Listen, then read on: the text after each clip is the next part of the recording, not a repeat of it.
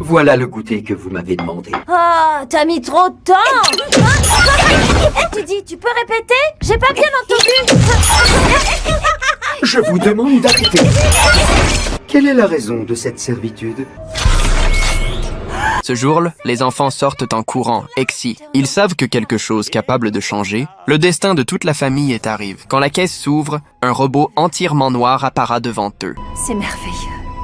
Et ça va changer notre vie. Le soir, madame, le robot prépare une multitude de plats délicieux. Son cerveau contient plus de 10 000 recettes principales. Madame, les enfants les plus difficiles tombent sous le charme. Mais cette atmosphère paisible et heureuse est vite brise. Dis maman, je peux emmener K1 à l'école? Non. Hé K1, tu veux venir à l'école avec nous? Oui. K1, vous ne pouvez pas aller à l'école. Pourquoi ne pourrais-je pas voir cette école? Vous ne devez parler que si vous y êtes invité. Bien. À cet instant précis, la graine du danger est discrètement plante. Un jour, la famille est réunie devant la télévision. Curieux, le robot demande quelle est la fonction des images à l'écran. Mais le preux de famille lui ordonne d'aller nettoyer la cuisine. Le robot pose une question qui touche droit LME. Quelle est la raison de cette servitude?